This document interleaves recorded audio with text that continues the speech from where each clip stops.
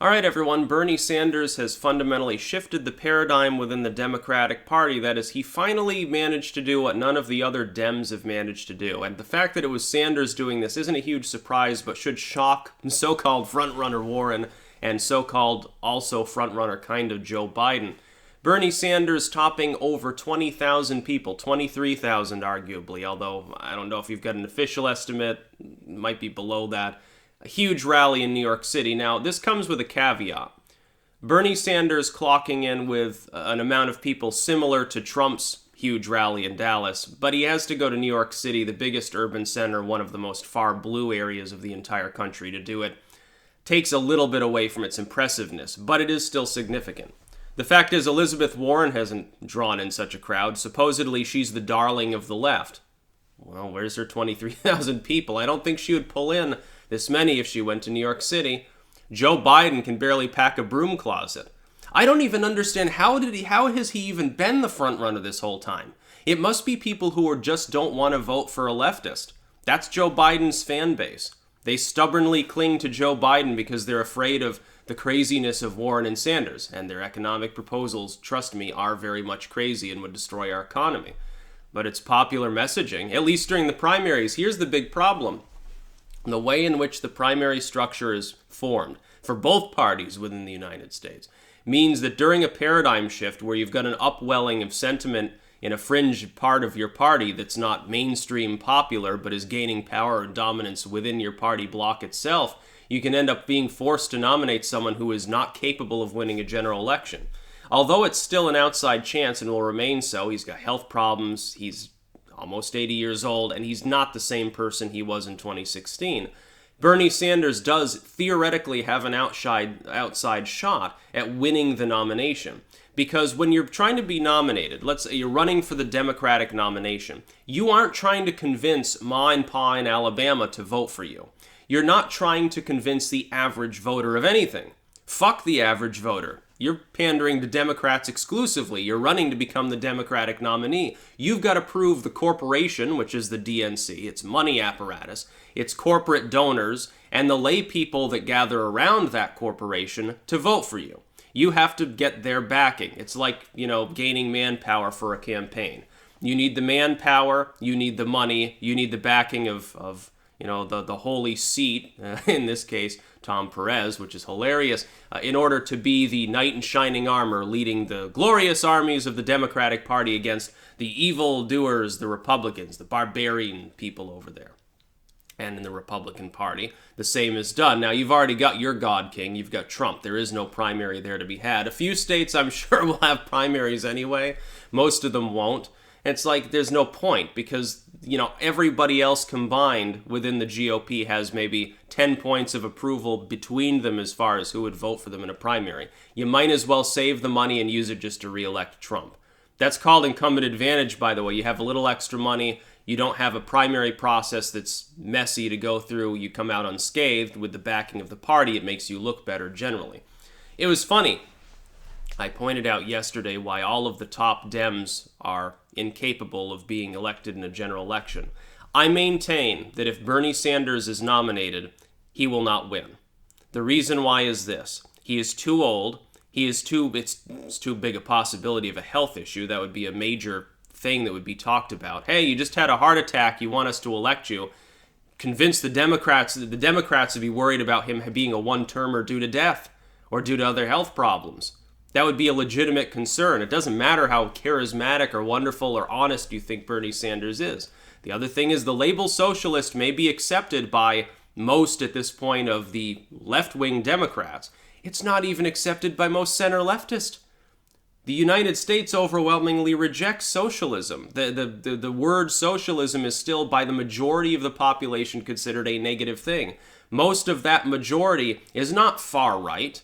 Partisan Republicans, people who have more Bibles than teeth in their mouth. That's a stereotype. The fact is, most of them are independent voters. Independents are people who simply lean in one direction or another. They're not hyper-partisan. They might have a preference. They can be swayed. I voted for Trump. I've also voted in the past for Obama. I'm a swing voter and voted for Ron Paul on principle because Mitt Romney was so bad in 2012 election. By the way, don't regret it at all. Who fucking cares? It wouldn't have mattered if Romney won. Look at Romney now. When I pointed out it wouldn't matter if he won anyway, fuck it, it might as well re-elect Obama, better the devil you know. A lot of people on the right scoffed at me. Take a look at Mitt Rommel right now and what he's doing and his craziness with his sock puppet Twitter account, his never Trumperism, his constant pandering.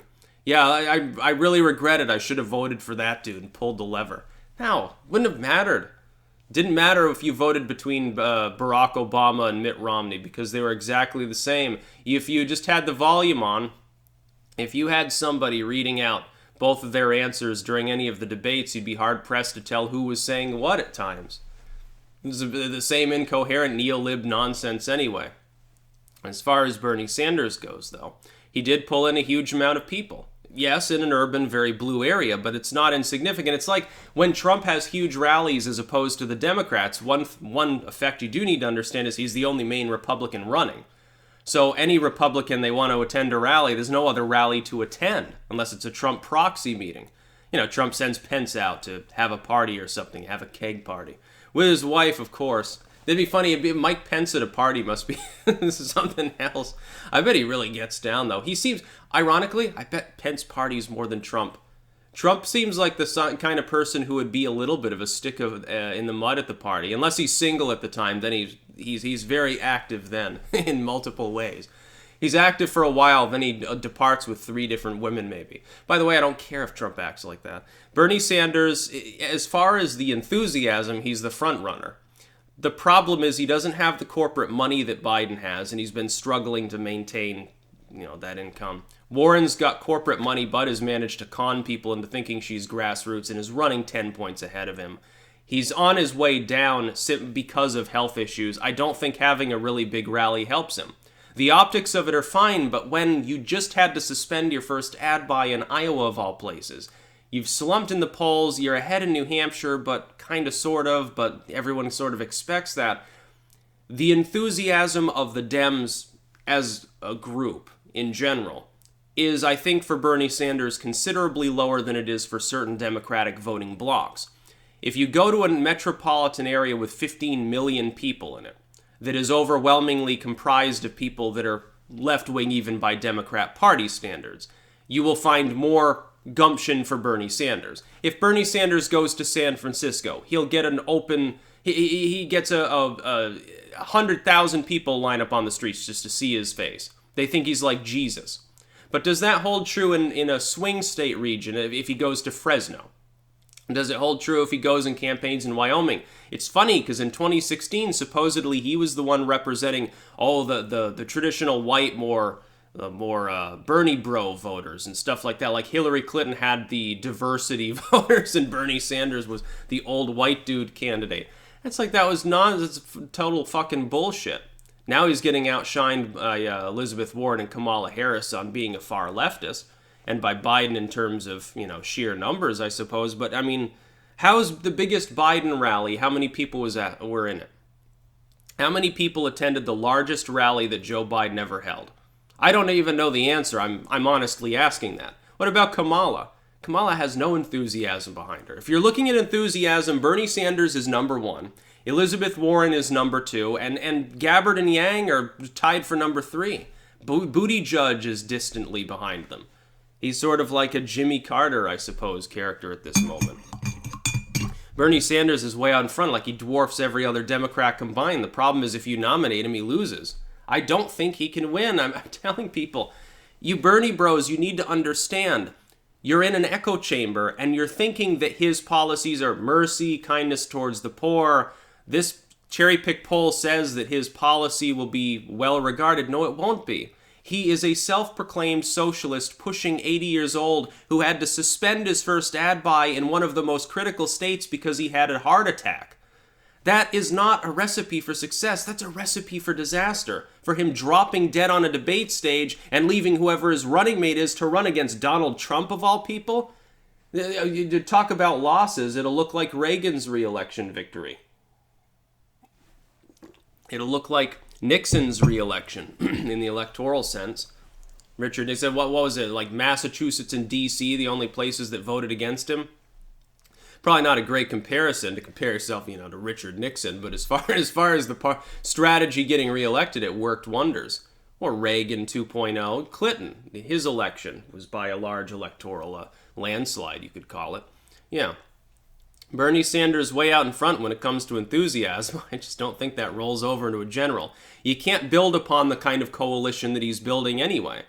Try convincing the average swing voter, the average swing state voter, the average middle or working classer to latch onto a platform that inevitably means them paying more taxes while at the same time giving free shit to people who aren't even in the country legally, ignoring the border and doing crazy things going back to the Obama era diplomatically. That is not going to work.